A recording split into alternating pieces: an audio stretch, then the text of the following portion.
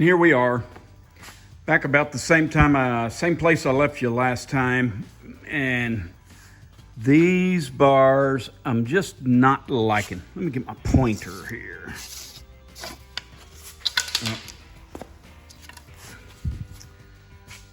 I put the hood back on it where we can see. And let's just discuss some things. I want you in on all the thinking parts, not just the grinding and welding. I don't think you learn anything from Sparks. So,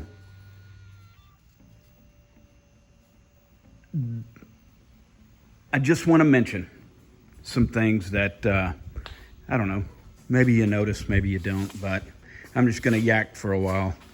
If you notice this hood's not straight as an arrow. This hood's got kind of a bow to it, kind of bows out. Also the door, if you look up that door, it also has a bow to it.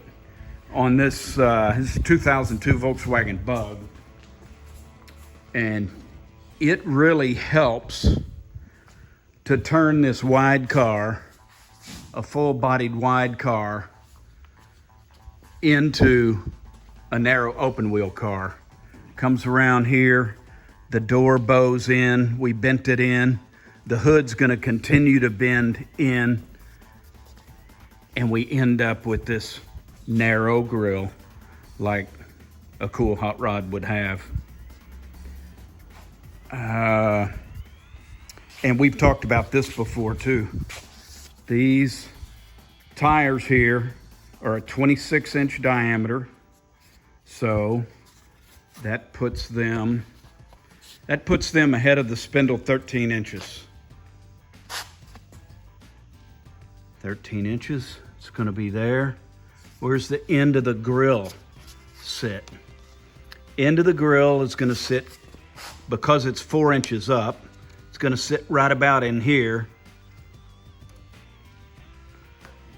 However, this rack and pinion has to go up and down. And if you look at the hot rods, the nose is right above the center here or further back. Very few of them hang way out here. A Prowler does, but it's a Prowler. The cooler hot rods, nose is right above here. A lot of times, not all of them, but a lot of times, and maybe even further back. And the point that I'm getting to is I wanted this hood back as much as I could get it. I really wanted it rubbing on this right here, but I couldn't get it there because I had to have a rack and pinion. The rack and pinion needed to be in line with the spindle arms. And if you watched the Ackerman video, I did an Ackerman video to where I tested moving this back. And man, go watch that video. I'm gonna put it up at the end of this video. I pushed it all the way back. I put it way out here, and I had a way to measure and see what the Ackerman difference was on each side. I didn't know all about that, but I tested it 7 or 8 different ways.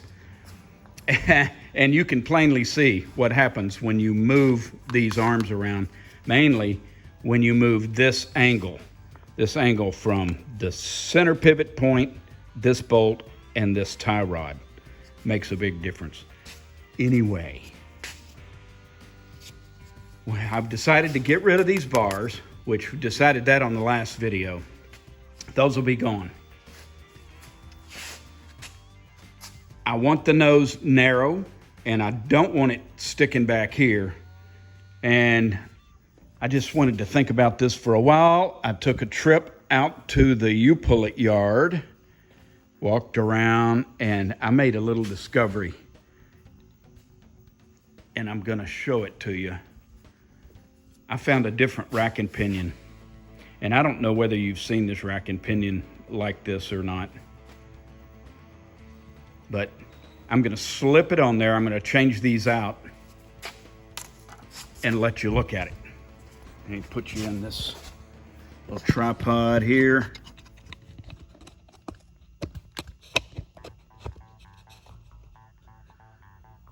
Yeah. All right, cool. drill off.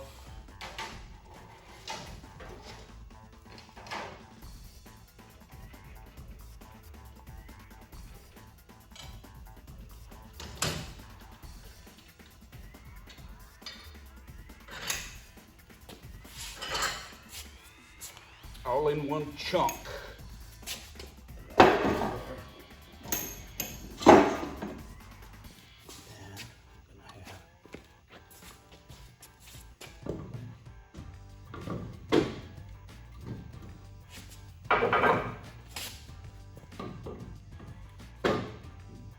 I think I need those too.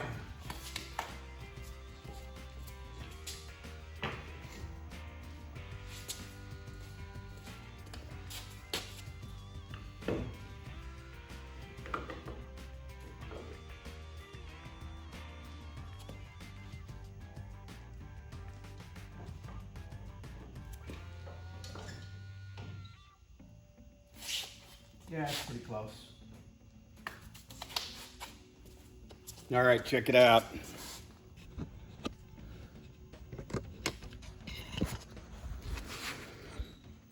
The other rack and pinion was so big around, it had to be out here in line. But look at this rack and pinion. This rack and pinion is out of a 03 Dodge Intrepid.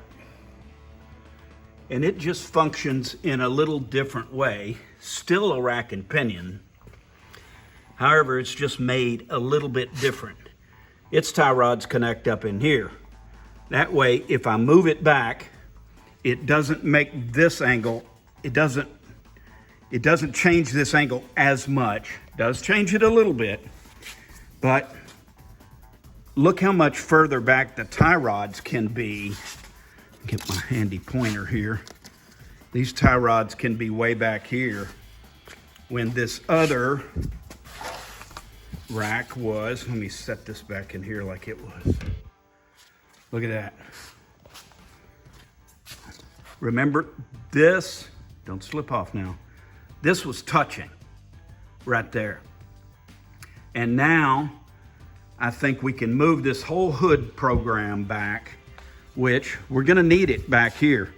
Back here, we're gonna have a windshield post coming right up here, about that tall, not very tall, going back to the window, really chop top, really slanted window. And this doesn't quite reach. If I get to move it back, I can cut all this off. I could bend all that down, but if I didn't have to.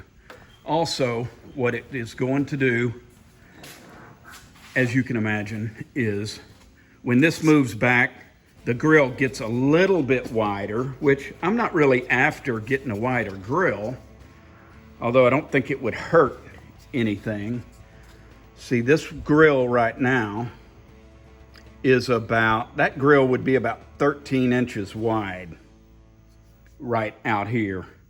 But if I move it back a few inches, I can get it end up being 15, which is not overly wide. And let's see where that could be. Let me put this through here. I bet I could get that grill right back to there. Move everything back. 26-inch tires gonna be out front. The axle can bob up and down as it's supposed to do. Get rid of these ugly giant pipes I put in there on the last video. However, one thing is gonna have to happen. I'm gonna come up with a bracket on these, and I haven't thought of anything very pretty. I can make it functional, can't make it very pretty, but my hoses are kind of hitting there. They're hitting the Panhard bar bracket. And the plan for that is, I know this is hard to see. Let me get it down in there where you can see it. See, this one is on the axle here, and the other side is on the frame. I'm gonna cut it off. It's really just tacked on there because I didn't commit. remember? And I'm gonna put the other one here, and I'll change them around the other direction. And that ought to work pretty good. These are gonna come up and fit. The hoses will come right behind there. I think I can make that look and work nicely. All right, I'm gonna get out there and chop around on it a little bit, see what I can come up with, and I'll be right back. And I've chopped around and made some brackets, and I think I got it all figured out. Made some brackets like this. Actually, that's upside down. That goes there, and this is gonna mount kind of on there like that. And that'll mount on there. This one, the same way. It's gonna mount on there, kind of like that. Flush with this side, I hope. So they're all ready to weld on there.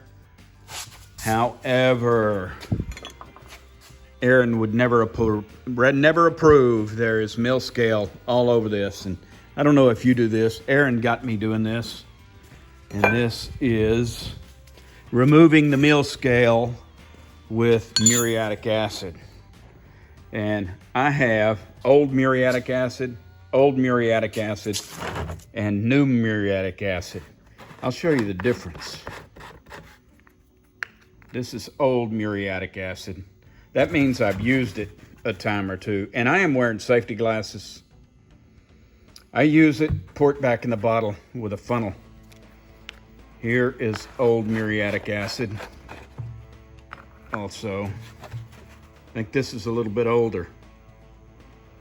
Still, you should use it in a well-ventilated area. Did I mention I'm wearing safety glasses? I better get the top back on this. And I should have a fan, but I don't. This is new muriatic acid. Quite the more potent. And I like to get a flat dish, pan, plastic, no metal. And what's gonna happen is I'm gonna put these in here where I can get them back out. There's one.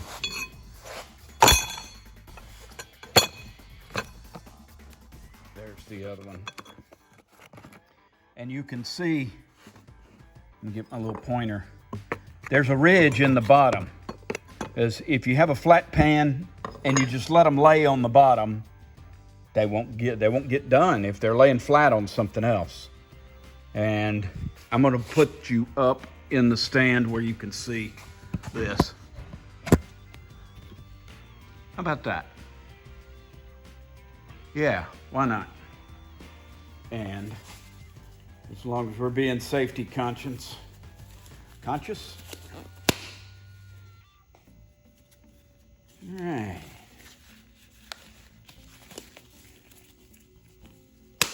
Now is the time to admit if there's something you haven't told me. Now's the time. Because we will find out, comrade.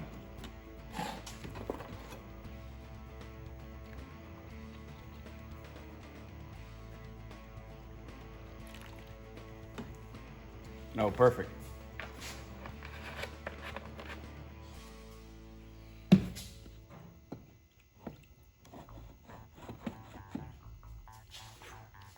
I'm gonna let that fan off for just a second. And you can watch if you want.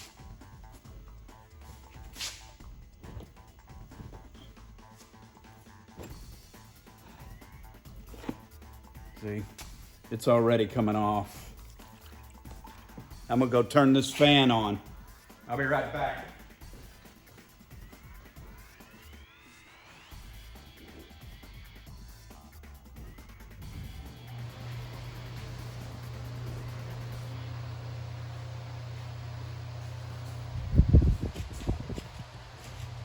There we go. Much better.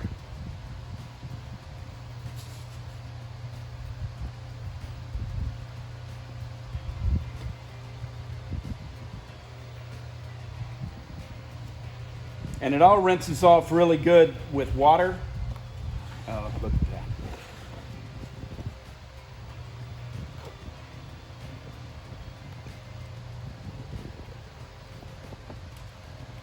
And that'll sit in there for, I don't know, 10, 15 minutes, something like that. And it'll be great. We're gonna turn them over. Now look at this pair of pliers. That's just an old pair of pliers I've had around here, but if you stick them in here, they're not gonna be galvanized anymore. Or this galvanized bolt, if you got anything you wanna take galvanized off with, watch that. You get a good, look at that, it's just boiling. If I drop you in there, you tell me. It's just boiling.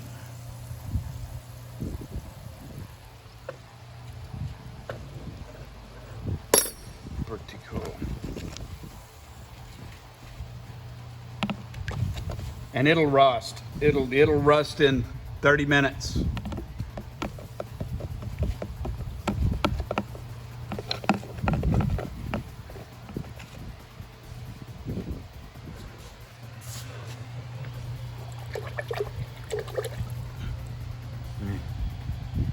All gone. And if you dip those pliers in there, don't dip your good pliers in there, it'll ruin them.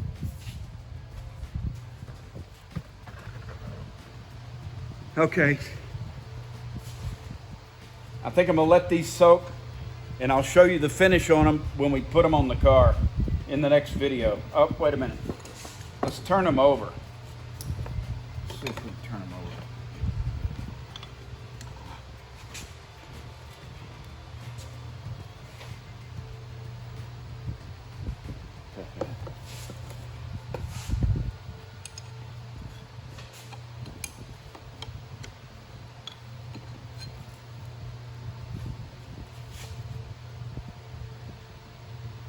Yeah, cool.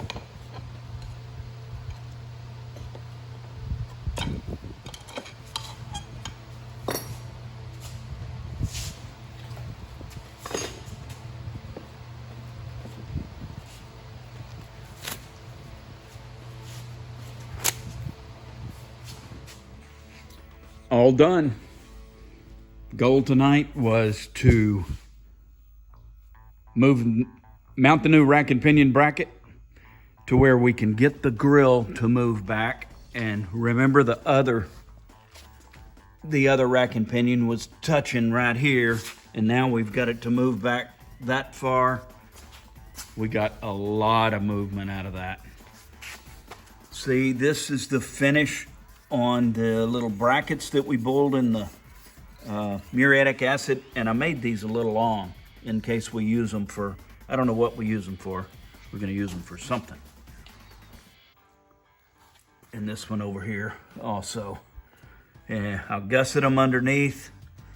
You can see the panhard bar. I've mounted it under there, relocated it, swapped it over, and we've got room beside the coilover. We're still gonna have to brace this thing somehow. Haven't got to that, but we did get a lot of other stuff done. If we can get down in here and look. See, that is mounted there. If it moves up, the only thing it could hit would be these rubber lines coming out of here. And I'll tuck those way up in there and keep an eye on those. Maybe have to turn them. I think I can make them go straight underneath there and guard them enough. It's not gonna go, this is not gonna come up much. It's gonna go down more than it comes up. See, it's clearing the airbag. All right. Well, I think that's a week's worth. And that was a lot of fun. I enjoyed it. Glad you guys are tuning in, watching everything. Make sure and hit that subscribe button. Hit the like button. Google likes that. So does YouTube. Thanks for tuning in.